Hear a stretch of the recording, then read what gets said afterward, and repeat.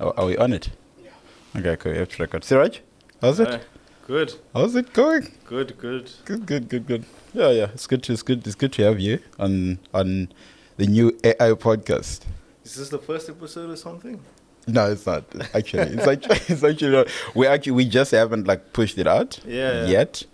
But it's like but it's we've done some podcast. We've actually done one. We've done one, but we just need to push it out, Okay. So I'm very like, I just thought, look, I mean, someone has to do it. Someone has to do something about AI, and someone has to talk about it, because I don't think there is like enough conversation around AI at the moment on there. So which is why I thought, let's start talking about it. Because I did one with Will Shepard. We were basically just talking. It was his podcast, but we were basically just talking in general about AI. And a lot of people were asking me like, "No, I think we need to hear this. What's happening?" So I want to talk to you about it. Okay. So Excited. I'm reading Rake as well. Okay. The Singularity is Nearer. Yeah, it's the second book, right? Yeah, the second book. Yeah. So I'm quite. Have you read the first one? No, I know about it though. Yeah. So the Singularity is Near. That's the first one. Then he wrote another one now called The Singularity is Nearer. Yeah. So he basically gets the whole thing when we merge with AI. Mm-hmm. Do you think it's overhyped? No, and that's because I've seen this trend that's happened in software development. That's with the large language models. Basically, over the December 2025 period. Yeah. Just the sort of code that these language models generate just became very usable and very integrated into my daily life. And also, people from Silicon Valley are saying that they are not coding as much, doing manual coding as much as they used to do. Yeah. So, that's one niche form of AI, the coding part of it. But, I believe if we're not there, we'll get there soon. Yeah. I mean, the thing is like with coding specifically, it's like it is almost, the way I think about it is like coding is almost like they call it the beginning of like the flywheel. Yes. On there, that when you develop like great code, and then the code gets to a point where it is, it improves itself in a way, and then it starts producing its own code as well, and then just becomes better, and then it's like less bugs, it's all of that. Then it sort of sets up this whole flywheel where things just start getting better and better. Yeah. I think the challenge that I'm having is basically, there is a lot of talk about AI from like the companies and the people that are building it. Mm-hmm. But generally, like in the African context, like a lot of people are mainly using AI for, call it ChatGPT. Yes. Or Gemini or Perplexity, if they're even using Perplexity. But it's not, I don't feel, I call it the avalanche of like we are there. It's like it's going to be completely integrated in our lives soon compared to America and all these other places, in a way. Yeah, in the South African context. In South African context. Yeah, I do think obviously we're not as quick on the technology adoption as some countries, because that's where the actual model development is happening. So the closer you are to the happenings of these model developments, the quicker they can be distributed, whereas laws in some countries don't just allow models to be used within that country. So And in the Middle East, what's happening? Because you are in the Middle East. Like, what's the level of the hype at the moment in there? Like, specifically on AI, like what's going on, what are the guys developing, what are the guys working on? Because all we hear at the moment is like, it's literally American companies and definitely the Chinese companies, and call it some European companies on there, but there isn't like, okay, I don't know any, call it big AI company from the Middle East at the moment. So you have to think of AI in two different layers. There's the sort of software part of it, and there's the hardware part of it. So UAE is very much on the hardware side of it in terms of actual development of data centers. So that's where the current, I would say, priority is. But in terms of actually using AI, publicly available AI, I think it's very much on the uptick. There was some news article a while ago that ChatGPT would be provided to all residents of the UAE for free. And when we think of model or countries developing their own AI, I think many nations like the UAE and Saudi Arabia would actually want to build their own sovereign AI, and developing their people to build models. So that's where I think it's currently heading. And do you think they have to? Do you think they have to build their own large language models? I mean, and the reason I'm asking this is like, so think about in the African context, it's like, oh, cool, how do you? Because we're already behind. That's a fact. So where do we start? Do we have to build our own models from scratch if we have to do AI, or do we just need to move more towards inference? It's like, oh, okay, look, we are just going to check the models that are available and sort of train them on, call it locally relevant data sets on there, and then we just use the existing models. I think it's very personal. So let's take the analogy of YouTube, right? Yeah.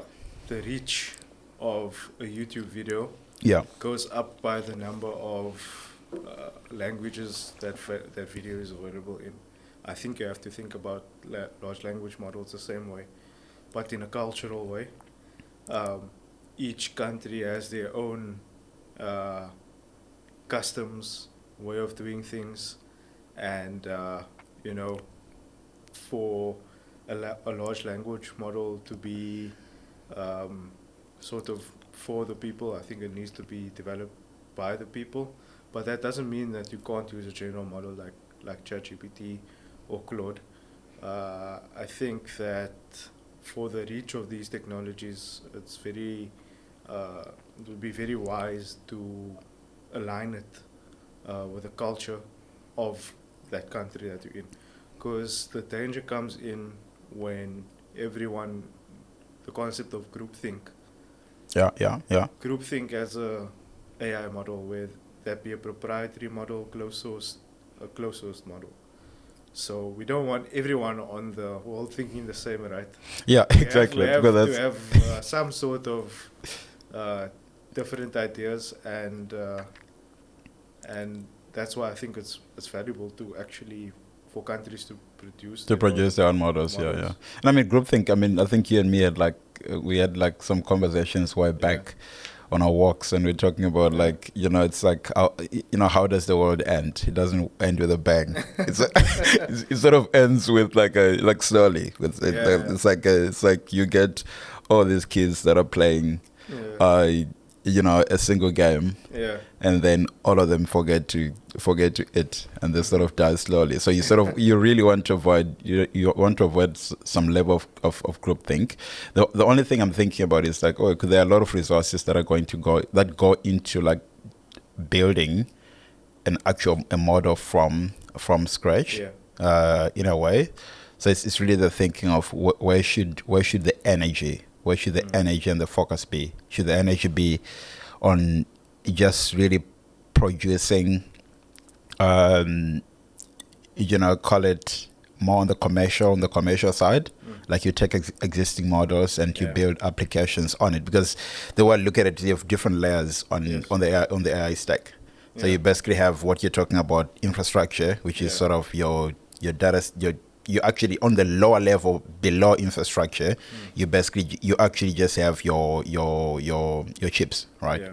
So you have your chips, and then you have your data centers, and then you have your energy tying into that, and then you have like the training of your large models on there, Yeah. and then from your models you have like your applications that you build on top of that. And the question is, at what level of the stack should sort of Africans really spend their energy on?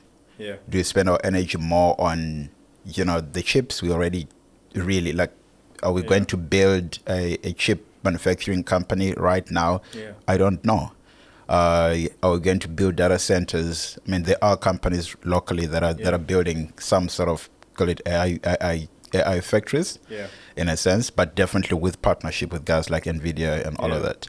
And then do we build the models, or do we just fine tune existing models and Yeah. build applications on that? Like Yeah. where should the focus be? Like, for example, Yeah. if you're like starting out, you're like some kid starting out in the basement, like what should you be doing? Yeah.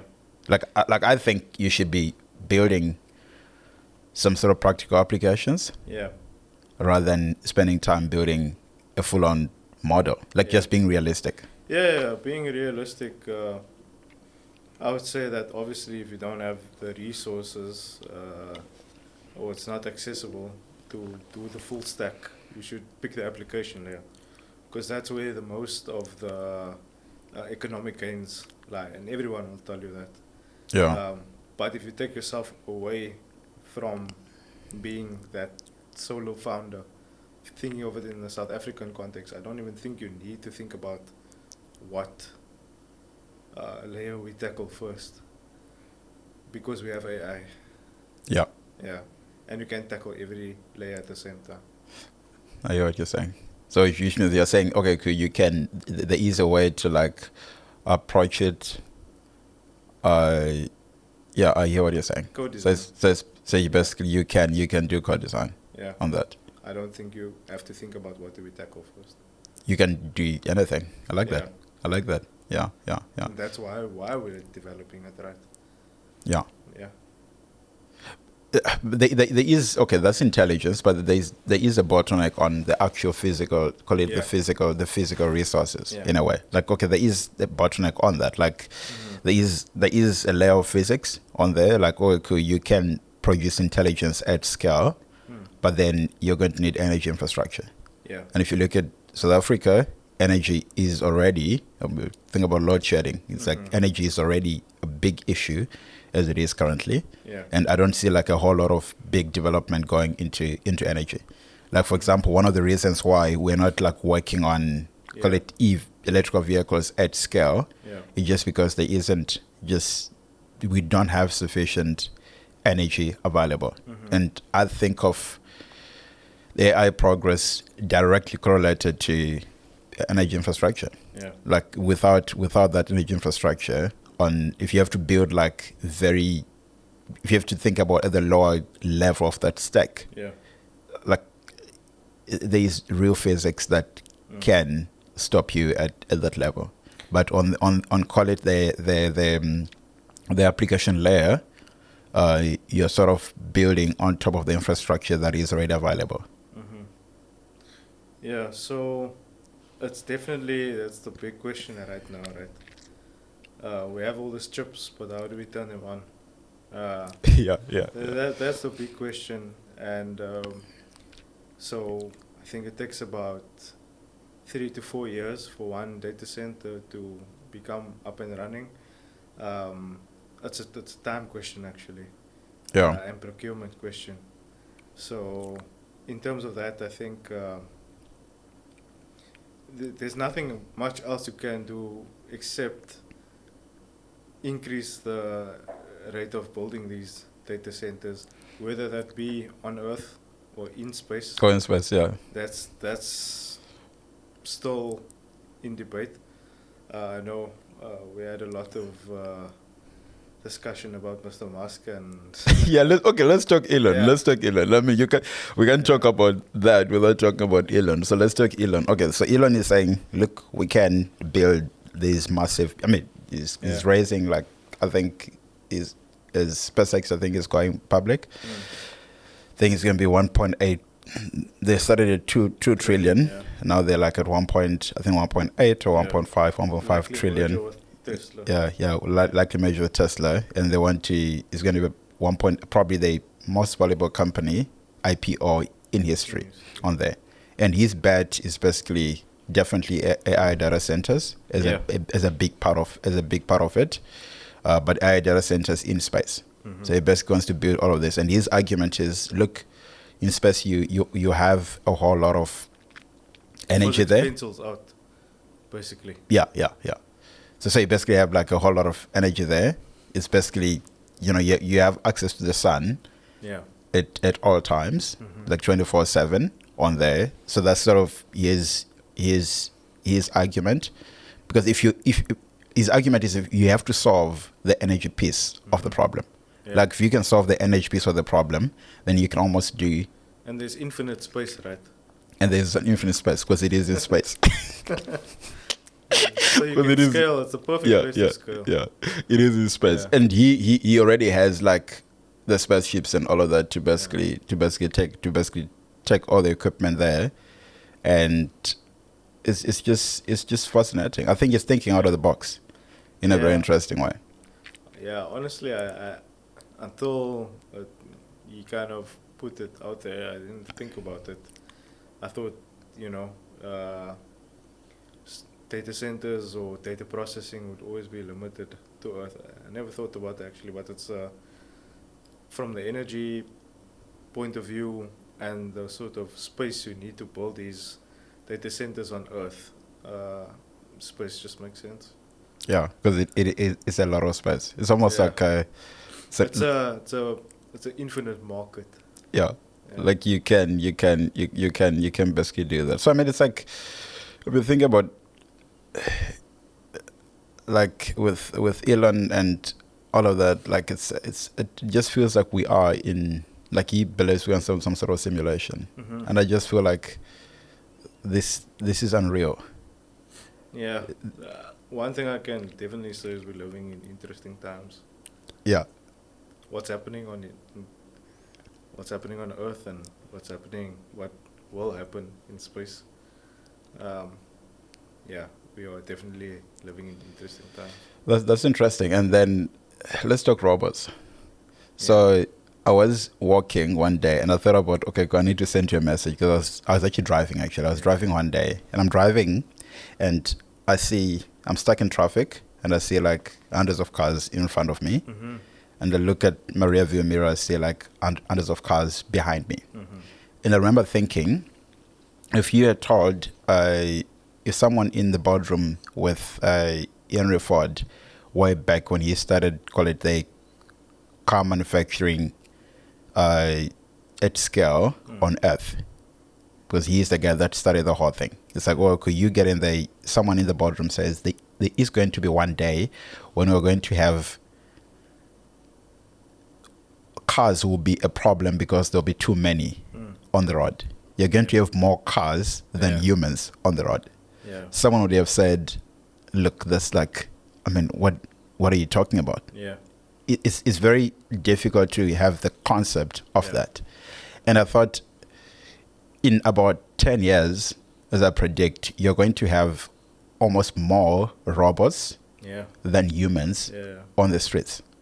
So robots are going to be on the streets doing the work in our homes, driving cars, delivering food in the construction market and doing stuff.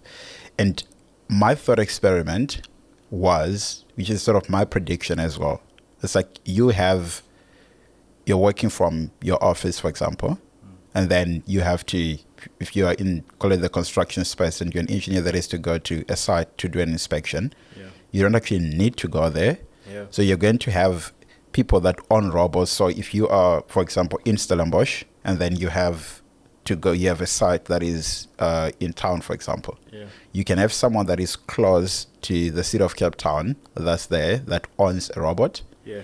And that person would install a specific software for, call it construction monitoring on the software. So we subscribe to that software. So you have sort of different software packages that you can subscribe to and install in your robot. Yeah. And then what you do, if you're in Stellenbosch, you get on there and you search for, construction specific, whatnot, site inspections, and then you book that robot. Yeah. And that robot will go to site, do inspection for you, produce a report for you. There's visual intelligence is basically there. It has some context because it is built and trained specifically. The software is trained specifically for that field on there, whether it's electrical, whether it's structural, whether it's mechanical, and all of that is trained specifically for that. Yeah. And then it does the thing, it does a report for you, then it sends it to you. Yeah. You basically just review that. Yeah. So you don't have to travel all the way to produce the output that you would have produced. Yeah. So it's almost like they talking about the analogy of cars, but also like there actually won't be traffic in the future because less people are actually going to travel physically to be in specific spaces. Yeah. I think there's a couple of conflicting ideas there. One is that the world is going through we're not at the replacement rate anymore for new humans. Yeah. Oh yeah, that's so that's already like your demand side is going down from a market perspective. Yeah. And then I do agree that we'll probably not have to be as much in the physical world anymore. But also I think that AI should enable us. And on the replacement, we sort of on the replacement rate, you're talking about just there will be less humans. There'll be less humans in the future. Yeah. Because people are just having less baby. Yeah, exactly. Less babies on there. Yeah, the average replacement rate of I think it's 2.1 in most countries. And that's worrying. It's not being met anymore. Because people are just too busy. Yeah. Well, that's where I think AI could really help us, Take the responsibility away from us and, make us, I think it would make us more human. Because it would free up our time. Do you think people are going to have more babies because they have more time? Do you think time is the issue, or it's just that there is like a whole element of look, we need to, if you are a professional growing up, you're like, okay, I need to be a bit more stable before I have kids. But it's also like you also have, because I mean the reality is, the way I think about it is like sex used to be a recreational thing, right? It's like, oh cool, you do that for fun. Yeah. Now it's like, oh cool, you have definitely more things to do for fun. A part of that is like, scrolling yourself to death on your iPhone or on your cell phone, or you have so many shows that you can watch on Netflix, and you just can have all of these different conversations with a lot of people around the world and all of that. So you spend more time doing that sex becomes less a recreational thing. It becomes, okay, cool, like, you get what I'm saying. And then you also didn't have contraceptives. Like, oh, cool, now you are there where it's like you have two things where it's like, okay, you don't need to do that all the time. Yeah. But you also, if you do it, then you also have contraceptives, and then you're also less motivated to do that because everyone thinks, okay, kids are a big responsibility. Yeah. And so it's like a whole lot of factors, I think, apart from just we have more time. I think the main one for me pencils down to the economics of AI, right? Okay. The more robots you have, the more goods you produce or have the ability to produce, Yeah. the cost of things gets lower. So I think it could, I would speculate here, but Yeah. Yeah. it could lead to a more economically leveled society. It could. I'm not saying it will.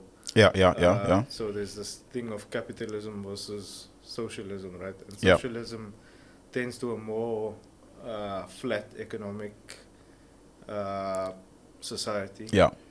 And if that happens, and robots do what we need them to do, and they take away of those the need for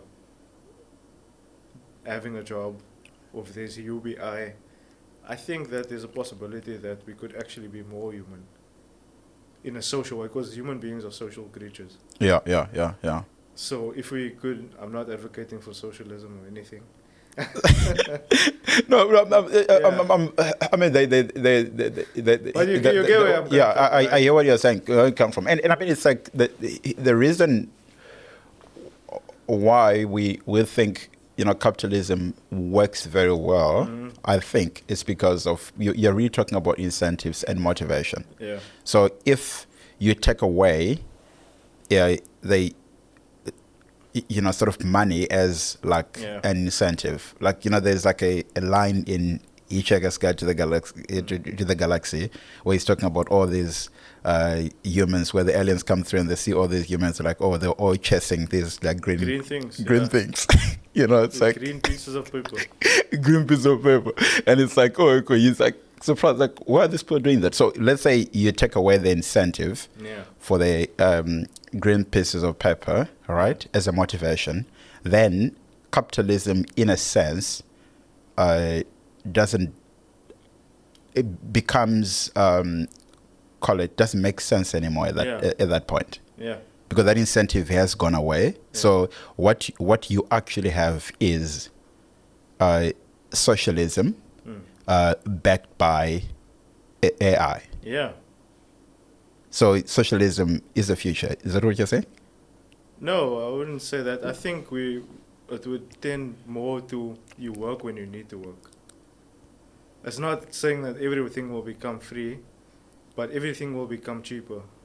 And it will be like a gig economy, where you say, like, for the next few weeks I need this amount of money, and I can compress that work, or the amount of time needed to work in such a short time that you still have meaning in your life, in terms of, because everyone needs like some purpose in something life, to right? do. Yeah. And that could be like a gig fashion economy, and then but just with more free time.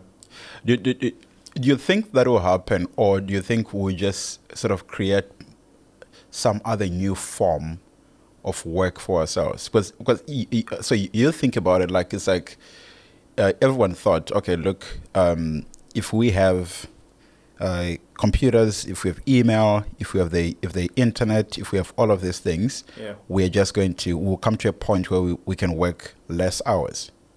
But then what ended up happening in real time, if you are part of a business or a part of a corporation and you are in the company, becoming more efficient, your boss just finds other things and more things for you to do.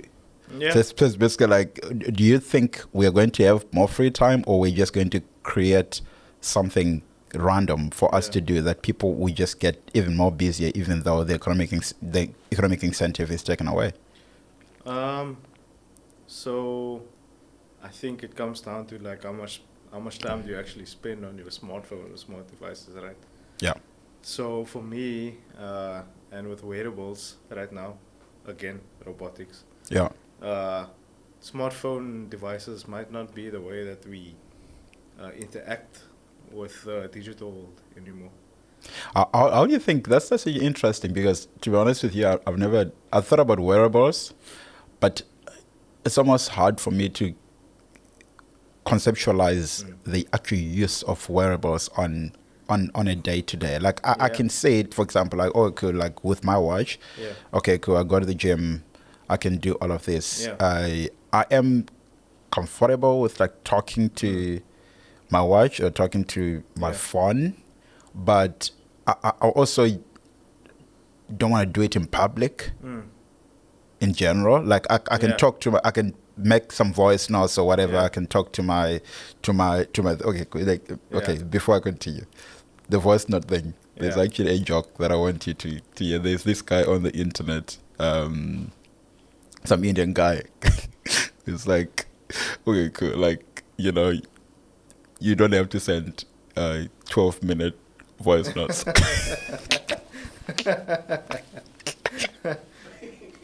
The people that send 12 minutes voice notes, they don't have anything to do. They are not busy. That could have been an email. You know, so you don't need to do that. Don't do it. It's not all right. Don't send 12-minute voice notes. That's not right. Podcast, mini podcast. Exactly. It's like, oh, if you listen to that, it's like a whole podcast. But anyway, it's like, okay, cool, don't do that. But it's like with voice will be definitely a big. How do you market? What are you marketing? Are you marketing your agent? How do people access that? Yeah. How does it work? So if humans are not using it anymore, it's going to become a function of economic output. So that means the best app or the most used app by agents would be the most preferred one. The most used app or the by most used MCP server. Oh, I see. I hear what you're saying. So you basically have you're offering a service on there. Let's take Uber and Bolt. Yeah, let's take Uber and Bolt. Let's give concrete examples. Yeah. So Bolt would have their own MCP server, and Uber would have their own MCP server. And when you don't have your screened device anymore, device with a screen, you just have like a wearable, a watch with a speaker and an internet connection. Yeah. You would say, oh, I need to book a cab from Durbanville to Cape Town. Yeah. And based on the data that it has of all those trips that's ever occurred on the platform. Yeah. And that can be pre-AI. That can be pre-ChatGPT moment.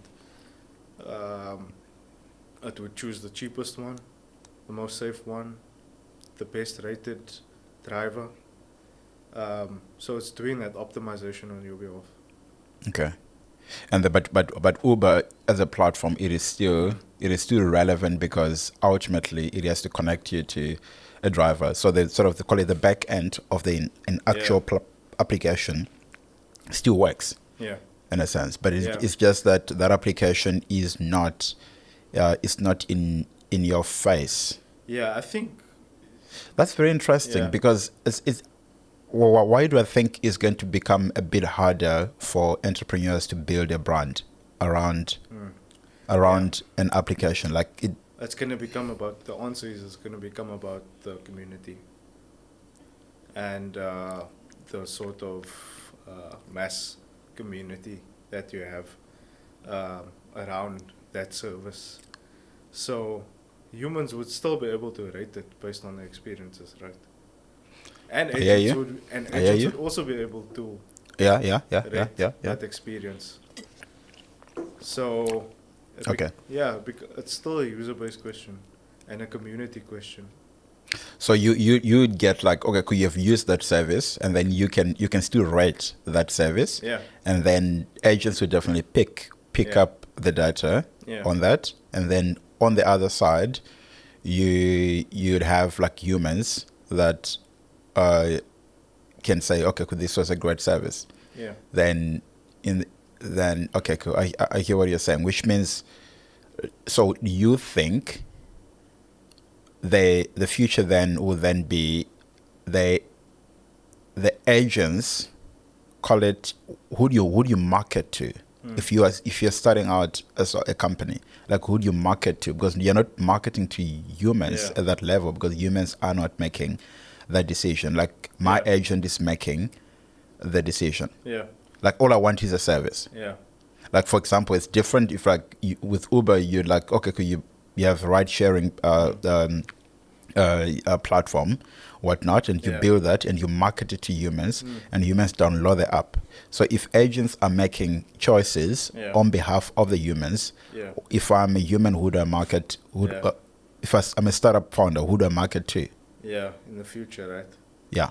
I think it's going to become more about personalized service. And actually, is that experience unique to you? So that would mean maybe it's going to come to human preference. Like, did person A prefer taking the same taxi as person B, or their value-added services On that there. one company could offer that the human liked, that maybe person A didn't need. So it will become personalized. So the more data you can have, the more personalized the services become. And I think it would still be rated by human. And so humans will still be a big part of a big part of the future. Down to personalization. But that also means it's like you're going to need to, like, anyone who is building software now, they have to really think about building agentic systems. Yeah, it's gonna be a tough game. It's only gonna get tougher. So it's like it's almost this is the pessimist in me. It's almost counterintuitive, because like, oh, you have, and I think you're right. I think I agree with you. Like, I think it's going to become a bit tougher in a sense. Like you do have like vibe coding coming in, where it becomes okay. Almost anyone is going to build software, right? Okay, cool. You have an idea. You have a great idea. You can build software today. The way I think about it is that when people say you can build software today, they're talking about you can build applications today, right? Yeah. But they're not. I don't think they're really thinking about distribution is going to become very tricky on there. Like just distribution, just pushing your product out, it can become difficult because the form and the way products will be pushed out will be slightly different, like we're discussing now. Yeah. I think a good example of it is actually Airbnb. So they're no longer just a staycation platform. They're also in the US starting to offer personalized services like home-based services, massage your massage person, or personalized services like that. So it's all about diversifying your services. They're almost doing everything now. Yeah. And they have like they have like call it a big presence already, and big data sets already. Yeah. So it is almost like the guys that already have a large data set. Yeah. They can launch more products that can be more successful quicker than the guys that don't have a big data set at that point.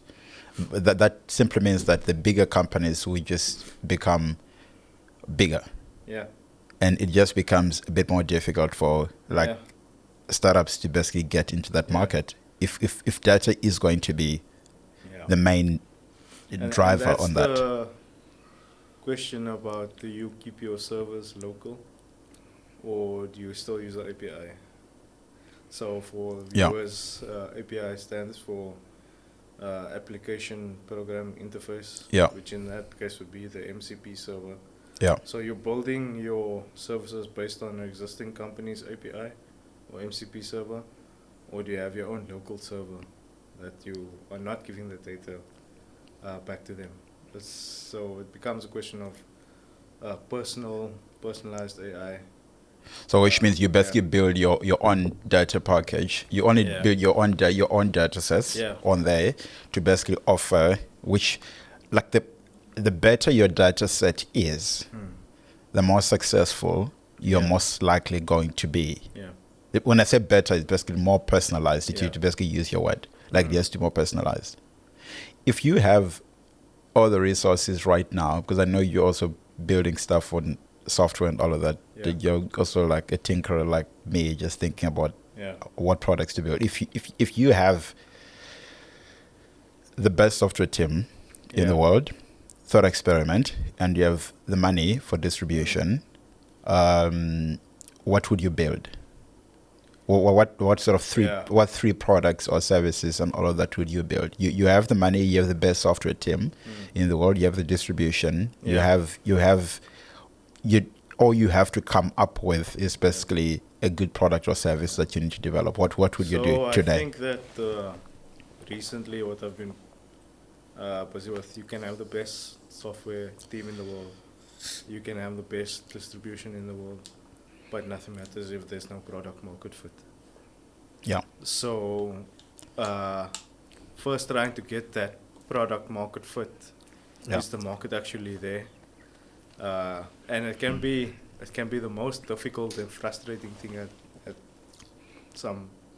at points while you're trying to develop something. So, I think if we could really find a way to capture the niches very quickly, whatever industry that you're in, that would be really something helpful, and nothing else matters besides that. If you don't have the market, who are you going to distribute to? True. Yeah. So basically, like, do you have the market? That's a hard lesson to learn.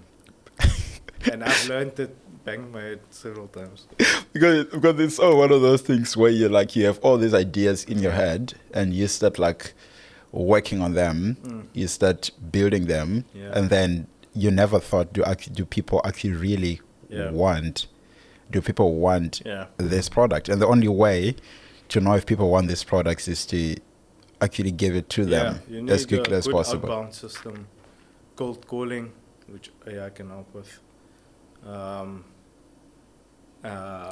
Large email cold campaigns, which AI can help with. Yeah. You see where I'm getting at? Yeah. So it's basically like the way I think about it is like, okay, which AI can? You're saying AI can help with that? Yeah. So it can do like your emails. It can do the cold calling part. It can do all the work. Yeah, it's all about token maxing, man. Yeah. So which means on the optimistic end of it, it's like there is a whole lot in building a company that you can outsource to the AI. Yeah. And that's what you want when you are a one-person company, right? Do you think it's realistic to build like? Yeah. Someone said, okay, cool. Someone can build $1 billion company as a one person. It's definitely becoming more realistic. Like, that's for certain. Like someone can do that. Yeah. I think it's going to be possible. But none of that matters if you don't have the market. The market, the market is king. The market is king. Yeah. Like you can have all these ideas, but then the market is the determinant, because that's what you're basically pushing. You're basically pushing to. Yeah. In a sense. Yeah. That's interesting. So, okay. So it's like if I'm building software now, I have to think about definitely building for agents. We talked about that, and then the market is crucial, because the market drives all of economic output. And then the money side, you're still going to need money on there. Yeah. But then the software AI can help you raise. And AI will get cheaper, in my opinion, because you can optimize systems. Yeah. There's this one bit that you have to have in the back of your head when you're trying to do any startup, if you're starting in today's age, is that the cost of compute will get lower and the cost of energy will get lower with solar power.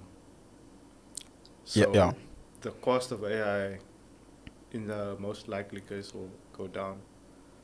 And there's going to be better hardware solutions that get you inference at a better cost. So you need to think about that as well. So it's just going to get better and cheaper. That's sort of Those that's are sort of the the two optimistic. bets that you have to build your company on.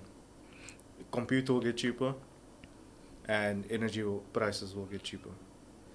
I mean, hopefully one day we'll have GPUs falling off a truck. Yeah. Wow. We don't even know if they will be called GPUs.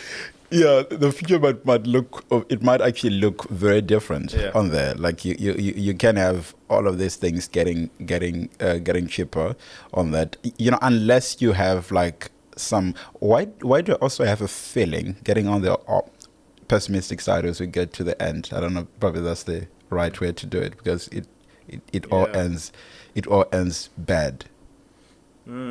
Right? No. I think that you have to have a reason for waking up every day and being a doomer.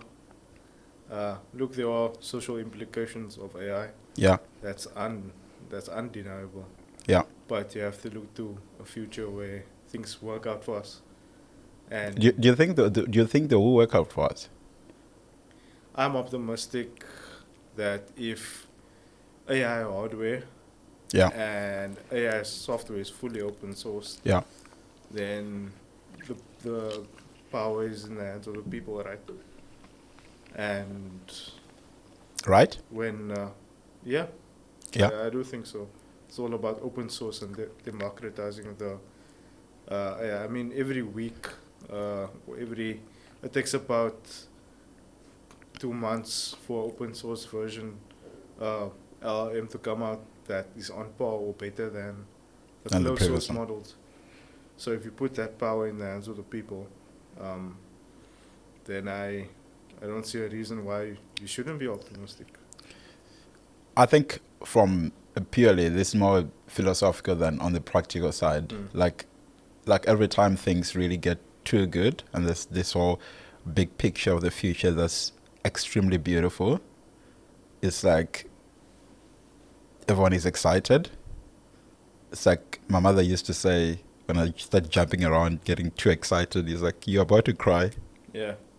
You're going to cry right now. Yeah. And almost 99% of the time, she was right. My question is like, is it philosophically sound to say it's going to get extremely good? That's almost a given. But then it's like, you're going to have like some stupid person is just going to press some button. I think things always average out. If you think back to the 1900s, when people would die in hospitals because we didn't know about these microscopic little things called bacteria, right? Yeah. And in science, we discovered bacteria infection. All this, we came up with a solution. Yeah. So things got better on the average, and I think that trend will continue. I hear what you're saying. Yeah. So things on the average will get better, and I think the world. It's not what it is, it's about what it does. Yeah. So, we can't make these statements that it will be this way. It's that we have to find the best way to tackle things at that time, as humans have always done. That's right. Like, so I hear what you're saying. So we are going to have realistically probably like some bigger problems to solve, but at that time we almost have like better solutions. Yeah.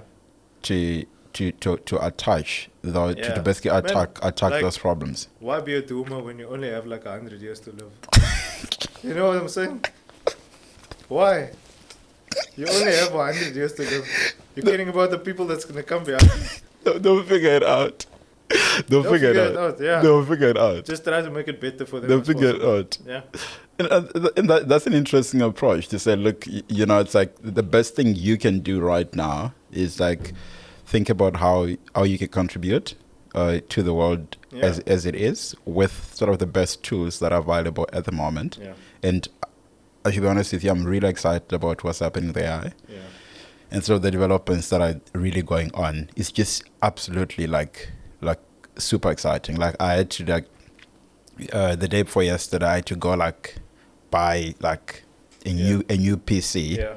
just sort of start really working on these things, because like it is like super exciting. I want to be part of it, and I want to build stuff and learn things and really be part of this whole big movement that's happening right now. Yeah. Just keep shipping. That's the that's the keep trick. shipping. That's the trick, Siraj. That's the perfect way. Siraj, I know you and me can talk forever, Yeah. but it's good to have a conversation with you about AI. What I'm trying to do is basically just, share with people in Africa about where we are at the moment, definitely, and just sort of have this interesting conversation, because we do live in interesting times. Definitely. Good to chat to you, brother. Thanks, John. Awesome.